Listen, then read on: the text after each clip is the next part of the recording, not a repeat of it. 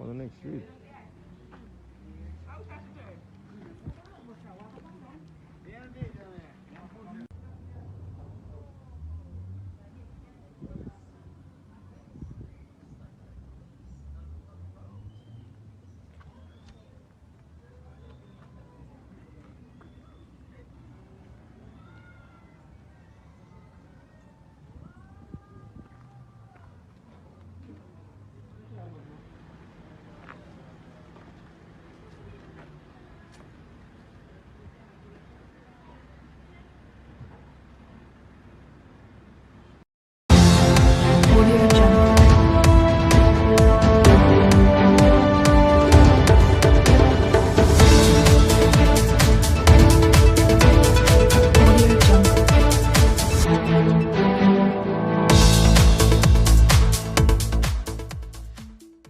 Bless up. Good afternoon, my viewers. Today is a very sad day for Jamaica right now. Breaking news, my viewers. Very sad and drastic in Jamaica. For where Jamaica really go down the drain, my viewers. Right now, quick and fast in the news, we'll get straight into it. 10-year-old girl caught up in home attack and Kingston family. Senior detectives are now investigating some shooting that a 10-year-old Jazeera Tyrell, who was taken out by unknown assailants early this morning. The police reported that about 2:50 a.m. she and her relatives were asleep at the premises on Wildman Street in Kingston when her relatives reportedly smelled gasoline and heard strange sounds on the roof. It is further reported that he went to investigate and was pounced upon by intruders who reportedly attempt to gain entry to the house while firing at the occupants. When the cairn subsided, it was discovered that the little one, who is from Fleet Street, was a student at the Holy Family Primary and Infant School, was cornered up. She was taken to hospital where she was pronounced. You know that already. Investigators are appealing to members of the community or anyone with information regarding the situation of Jazeera Taylor Tyrell to come forward. Just take my viewers and my sub. This not look good at all on Jamaica right now, my viewers. What are we going to do right now? We need some serious intervention right now in Jamaica, because them things can't continue. No matter what a family member may do or what may cause this type of situation, the man them not have no right for go can up the people them house like that, knowing that there must be little one there in the house. Toddler must in our house, man. Come on, man. What heart can't so cold. Where we are going with that? What we have in our cliff where we are built? The Bible is fulfilling, my viewers. Trust me. The end is near, very near to. The Bible is fulfilling, because the Bible it don't tell you already about all of them things, you know. So the heart of mankind are going to be desperately. And see it a play out right now. It's like a wild west. In a Kingston, St. Catherine, Westmoreland, Trelawney, Hanover, everywhere you turn, it's violence all around. Because I'm going to just drop some comment in the comment section and give you some information. All of who live nearby or have any information, you just contact JNN News Family Newsroom. Bless up. Every email and every phone call starts with the very first question is, are the staff that they are having some cancellations? And this is really due to a lot of people, especially the more vulnerable and the elderly, are very concerned about traveling. The airport and getting to Jamaica is their major issue.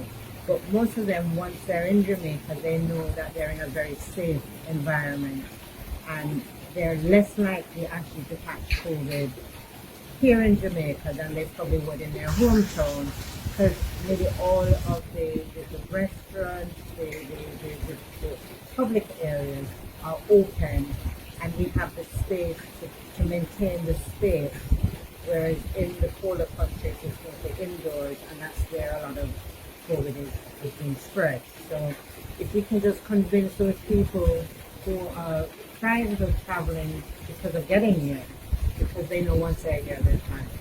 There are about three things that we say to them. One is that all of our workers, everybody who they'll encounter, serving them in one way or another, in the front of the house, in the heart of the house, in the hotel, all of them are vaccinated. Number two, we have to be offering a discount. Here's a special deal. We really want you to come. Please come.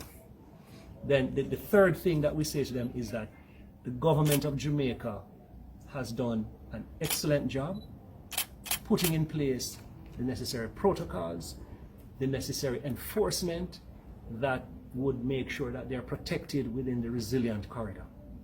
So those are the three things that we say to them, and most of the time it works.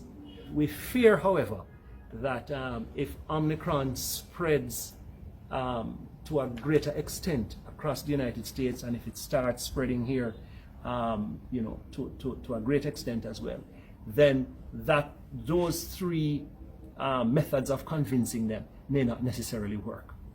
Are visitors asking questions about the staff being fully vaccinated or about the cancellations? Every email and every phone call starts with the very first question is, are the staff vaccinated? The drivers, the hair braiders, the masseurs, the entertainers. That is the very first question. I don't think we've ever received an email with that not being the first question. So it means that everybody is concerned, and one of the concerns some of them have shown is that Jamaica does not have a high vaccination rate. But with the resilient corridor and all the protocols being maintained, we've been able to show the world that we are very capable of making sure that we're safe as an industry. Are any of your current visitors worried about the cancellations that are happening? In other words, So you mean the visitors that are here? No, I think the visitors that are here at the moment, their major worry is if their country suddenly changes their protocols where they might require to be quarantined. I think that's a major fear, and we've seen that with the Canadian market a lot, is the fear that they might have to quarantine when they go home, and the English market as well. They're not so sure what will happen when they go home. While they're on holiday, the protocols might change in their country. So that's what's in the rate. A great example of the demands that the guests are placing regarding vaccination is from last October, when we had a wedding here at Tensington, which originally was supposed to be 80 people. And they were spending about 5 nights with us, and a significant rate, $300-400 a night on average. And it boiled down from 80 to 38 people because of the fear of COVID, because of the vaccination rate in Jamaica, because a number of the guests were so concerned about traveling generally at the time, but particularly about the low vaccination rate in our country, that on the day we had only 38 out of 80 people arrive. In order to make sure that we secured that wedding, we had to ensure that everybody serving the guests had proof that they were vaccinated. When the people checked in, they wanted to see samples of the vaccination cards, just to be reassured that everybody serving them were vaccinated at the time. Now, what that took was us having to make sure that even some of our veteran staff members had to be taken off the shift just for us to be able to get that group. Having had that experience, many of our staff then ran and got themselves vaccinated. In addition to that, there are a number of our repeat customers who have not been back for a number of years, since say 2018 and 2019, who themselves had experienced COVID back in the United States. And these people also played a significant role in convincing members of our staff and workers around us and community members just across the street from us, by calling them and saying to them and sending them videos of their own experience, having experienced COVID in the United States. So from the testimonials of guests, repeat guests overseas who had the coronavirus themselves, speaking to staff members and community members, and the experience that we had with that particular wedding, a number of our staff members at that time who were unvaccinated made sure that they were vaccinated, and they haven't had much side effects from it. You know, maybe some headaches here and there, but they have seen serious evidence of the fact that a lot of what is said in the social media space, a lot of the rumors that exist are just absolute nonsense. We also had the TPD protocols that we all had to go through. The staff were all trained. We've had refresher courses, we've had updates. TPD checks us on a very regular basis. So we, as a destination and as a resort, we are ready to deal with, you know, whatever comes through. But we're also working on the premise that every visitor that comes here has to have a test. So we really consider ourselves, the whole corridor, the resilient corridor, and the industry, to be really pretty much COVID-free. Are you worried about the fourth wave? Yes, we're worried that it doesn't get worse, but we're worried about what the other countries do. I think the fact that it's not such a dangerous part of the virus, I think that has kind of relieved a lot of the fears.